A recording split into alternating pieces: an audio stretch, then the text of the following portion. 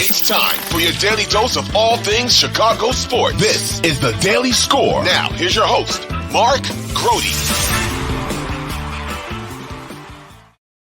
Hello and welcome into the Daily Score. We have a lot to discuss on this show because there has been a big interruption on the north side of the city where the Chicago Cubs reside, and that is David Ross fired as the manager of the Cubs, and Craig Counsell, yes, Craig Counsell, now former Milwaukee Brewers manager, is the new manager of the Chicago Cubs. We're going to talk about that in a second. And we are going to start the podcast talking about the Bears today. And for that, and for the Cubs talk for that matter, we bring in my colleague from 670thescore.com. He is the one and only Chris Emma, one and only because he is the one and only guest that this show has ever had. And Chris, we reviewed the film. It was good enough for you to make, I think, what is this, your third appearance on the Daily Score? Yeah, but plus I filled in for you too, so it's an honor to be here. I'm surprised I haven't found anybody better yet, but I'm honored nonetheless. That's right, man. You did a few days for me, and I appreciated that, and everybody said you did a good job, so that's a good thing, man. Let's start with, I think topic number one is, as a lot of his career has been, is Justin Fields. You know, we had another Tyson Bagent game, and we could talk about more on Bagent as well, but here it is. Justin Fields now day to day for this Thursday's game against Carolina. My gut, Chris, is that Justin Fields is not going to play Thursday. But what is your gut feeling about Justin Fields as far as his status? I'll go the other way. My gut is that he does play. I was expecting to hear definitively, yes, Justin will be back. He will start Thursday night. But obviously, they're not quite there yet. I think it's probably a little bit of gamesmanship, quite frankly. Not the fact that he's limited in practice. We know these are estimated injury reports as it is. It's not like they're doing full-go practices anyways, but I think there's still probably some hurdles to clear. They want to see how he does in terms of the grip strength, in terms of whether there's any kind of pain tolerance he's still dealing with, how he gets through the week. They don't have to make this decision yet. They could have if they so chose. I think by the end of the week, by the end of the football week, which in this case is Wednesday, we will be hearing Justin Fields is going to make his return. 3 games out, Tyson Bagent stepped in. I think it's Justin Fields' turn to jump right back into the mix. Yeah, I mean, I definitely think it's time for him to jump back into the mix. There's just a few things as to why I think he's not going to play. I think the short week, it's a weird week. And then honestly, and this is just my gut, man, I mean, because that's what we're talking about here. On Friday, he throws for the first time. And if they're being honest about it, I mean, you have to take that into consideration, that is the first time that he has thrown a football in a couple of weeks. And the fact that he said that he can't make all the throws, that he has to feel confident that he can make all the throws. And I think at that point, he was not able to do that. That doesn't mean that he can't recover between then and now. So that's where I'm coming from on that. But we'll see how it shakes down. I hope that you're right. I hope that Fields is playing because I think, and this leads me, quickly into Tyson Bagent, Chris. I think that while I still can't predict what his future, Tyson Bagent's future is going to be, I know that the Bears don't have time to deal with him as a developmental potential starter project.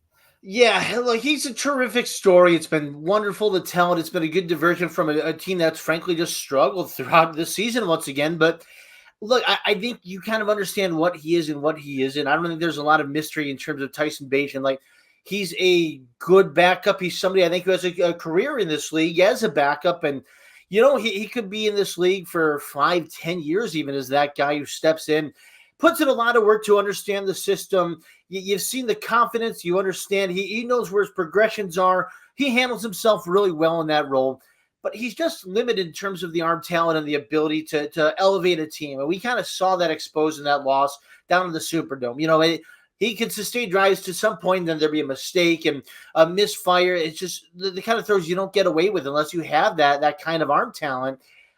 This season's all about Justin Fields. Like, Tyson Bagent, like I said, it's a great story. It's been wonderful to have this around.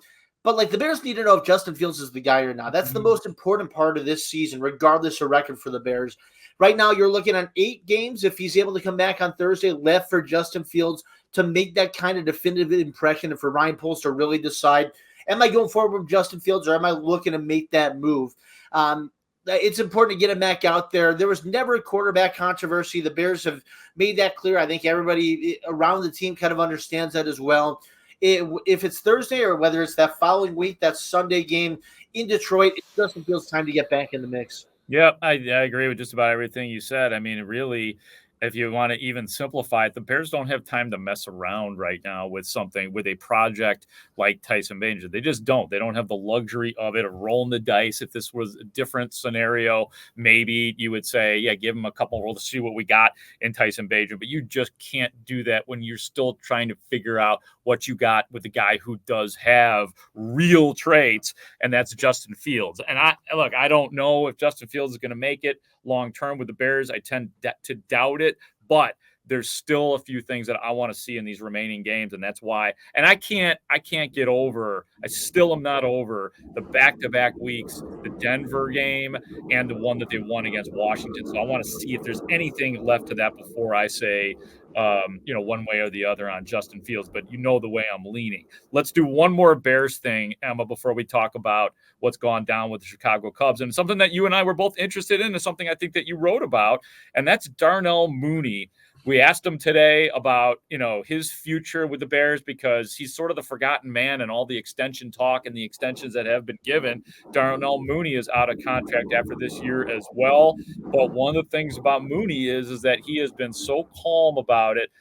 He has enough confidence to feel like he's going to get paid somewhere, so he just doesn't obsess over it. Beyond that, though, Chris, what do you think the possibilities are for Darnell Mooney, either with the Bears or somewhere else?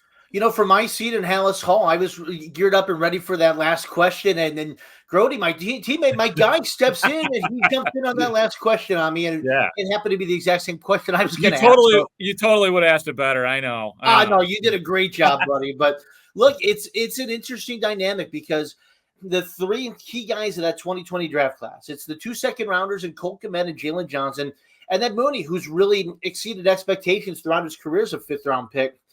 Jalen Johnson's going to get paid, I believe, at some point soon. Cole Kmet has gotten paid already, 4 years, $50 million. He's really exceeded that deal. Darnell Mooney's the guy who you bunch him into that three and you say, where's his deal? Why hasn't this come to fruition? I thought that might be the easiest one to get done of those three. Like, Ryan Poles has spoken glowingly about him. Obviously, the injury complicated it, right? He wasn't quite at full strength getting into this season. Really got clear right before the season started. There was the ramp up. It's been up and down for production, but I still expected this deal would get done. I appreciate a guy, and consider that position too, the wide receivers, where you get egos, you get divas, you got guys who are confident and want the football. We just saw one of those get traded away a month ago in Chase Claypool. I love the fact that Darnell Mooney's look, it's okay. It's better to be chill, to sit back, to wait for my opportunity. That's both in terms of getting the football and getting the contract extension. He understands, he's willing to be patient despite coming off a really ugly injury last November and then having to deal with this long offseason rehab. I appreciate that he's got a great head on his shoulders, and he's not fretting this. He's not in that position that, a guy like Claypool was, where he was saying, I'm not being put in a position to be successful. Moody's been a great teammate through this. You got to love the way that he's handled himself personally through what's been probably a difficult and frustrating process. And you'd like to think that deal gets done. I don't know if it does before the offseason. I do think he's going to be back with the Bears in some form, but I think it's probably a new deal in March more so than an extension. We'll see. Maybe it escalates, especially if you do get that Jalen Johnson deal done and those two sides do come together. You got the Montez Sweat deal done now. Obviously, as we talked about, Cole Kmet done in July. So maybe you just got to check all those boxes before you move to Darnell Mooney. But we'll see how that plays out. It's really interesting to follow.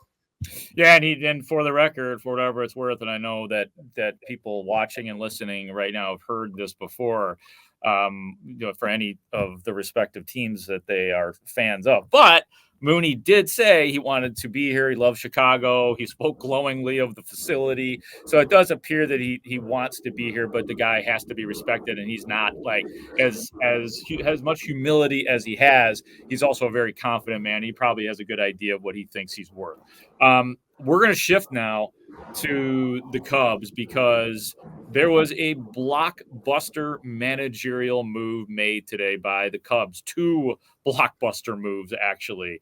The firing of David Ross and the subsequent hiring of Milwaukee manager Craig Counsell. This one was a shocker, Chris. What did you think? I mean, it certainly caught everybody off guard. I'll be honest though, I don't know if I was as shocked as I don't think I was completely shocked by this or blindsided. Like the way that this season ended for the Cubs, it was hard to make a case for the Cubs not to look for somebody like Craig Counsell in this spot. Like you feel for David Ross. It's a really tough situation. It's had kind of this tough 4-year run where you start with the COVID season in 20 and then the sell-off in 21 and try to work with a lean roster, get this group up to speed. But look, this team should have been in the playoffs. And you saw the Diamondbacks and you saw the Rangers, a couple wild card teams that make these runs to the World Series. Like the Cubs wanted to have that opportunity.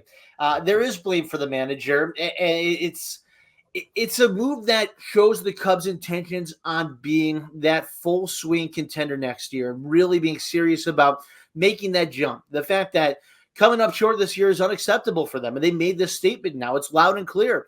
They are disappointed by last year, and they're ready to move forward into a pivotal offseason in which you're going to see, I believe, several key acquisitions. I think you're going to see a team that's on the poise of really making that run towards being at the top of the NL Central once again. And we've heard Jed Hoyer talk about that next great Cubs team. That wasn't just players. That wasn't just roster turnover. This is an opportunity to turn over at the managerial spot and get a guy who's considered one of the best, if not the best managers and tacticians in baseball. It's a great move for the Cubs. It's obviously difficult and awkward circumstances. I got my Game 7 scorecard signed by the legend Hall of Famer Pat Hughes behind me here. And David Ross's name is on there. He had a home run in Game 7. He's a hero for this franchise. He's a memory, a guy you're going to really remember for a long time. But you got to make difficult decisions for that next great Cubs team, as Jed Hoyer has said. This is one of those. Yeah, it's complicated. It's ballsy, based on what you're saying.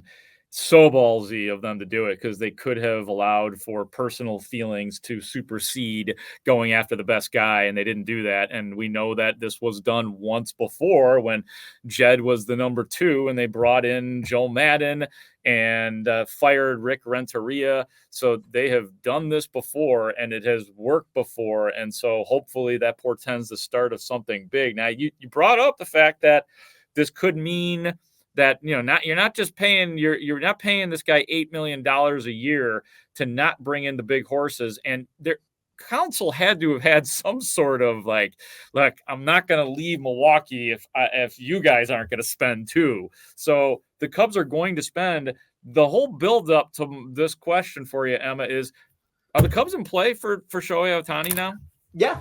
I think they were before this move. And if David Ross was continuing as the manager, but I think it becomes more real now when you see, okay, this is a true commitment. $8 million a year for a manager, like saying something. That this is not just the financials, but the fact that as we talked about, you threw aside a guy who was a franchise icon in a way and bring in a figure like Craig Counsell, who you believe he can be that difference maker from the managerial seat.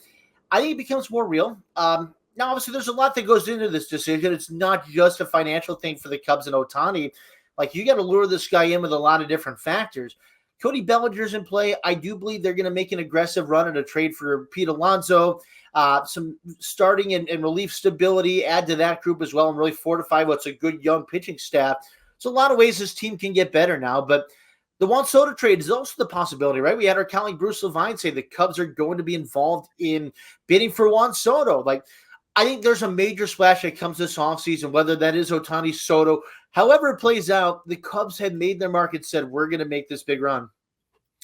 Pretty amazing. I mean, it never ceases to amaze me how fast the public perception of a franchise, any of our teams, changes when these blockbuster moves are made. And like, I think about like when the Bears brought in Khalil Mack, the Bears, Ryan Pace goes from basically fired to, my God. And I think he was actually the GM of the year that year, or whatever they call it. And then, something like this where the Cubs choked. They did. They choked down the stretch of this past season. And I know some people looked at it as dessert because of the way they started the year, but they choked. And now this move restores the faith. They definitely have to follow through, and they still have to win. And Counsell's going to have a ton of pressure on him, Emma. But for public perception and getting everybody back on board that maybe left after this core was broken up, this is the biggest move so far in the Jed Hoyer regime in terms of what it says. Yeah, look, I think you can make an argument of two different things that both can be true. Is that one, the Cubs don't have the success they do and have a winning record and rebound late in the season without the leadership of David Ross. What he brought to this group, allowing young players to develop, allowing this new core to come together and find success. I don't think that happens without David Ross. I think the other thing that's true is the Cubs may have made a deeper run in October, September into October and had an opportunity to be a playoff team if it wasn't for some managerial decisions that deserve questioning. And David Ross is an excellent leader, I believe, but he's a flawed tactician, and we've seen examples of that. Craig Counsell is both an excellent leader and an excellent tactician. Like, he's proven himself. He's that guy. He's done it with a Milwaukee team that's not had that major roster. And he's made the most of teams that have not really been in position before he put his touch and his stamp on this group. Like, he's great with lineups. He's great with pitching staffs. He's great with in-game decisions. And you've seen examples of it in just the few Cubs games against the Brewers, about 19 a year, whatever it is. Like, you see Craig Counsell's mark on this team. You got a guy who's going to be able to really put this roster over the top. Whatever that roster looks like, you got a manager who knows what he's doing in this spot and is really going to get the most out of this club. It's so huge. I love it. And I got a sweet spot for David Ross. I mean, why wouldn't all Cubs fans do? I got to know him a little bit when I was doing pre and post, and he's not going to go down as a bad Cubs manager by any means. And there's probably people who still wholly support the work that he did as the Cubs manager. But that's, I mean, they have moved on to bigger and better, and that is a good thing. Chris, I've gone overtime, and I understand that if I keep you on for another 36 seconds, I got to pay you an extra $50. So, and I don't have it, you know what I'm saying? So I got to let you go, buddy. I'll take Starbucks tomorrow instead. That's fine. That sounds good. He is Chris Emma. You should follow him on Twitter right now at CEMA Sports. Wait, is that your handle at CEMA Sports? Is that right? That's my Instagram handle. I need the Instagram follower. Okay. Yeah. And at what's your Twitter handle again? At CEMA 670. That's right. And he is always writing stories just about every day on the Bears. And I'm sure he might even write. Are you going to write something about the Cubs or no? You're staying out of Cubs business? No, I will have a Cubs column. I will have a Cubs reaction column coming. There it is. Chris Emma will have it. 670thescore.com. Thank you, Emma. That's it for the Daily Score today. For Ray Diaz, our executive producer, I am Mark Grote, and I will talk to you tomorrow.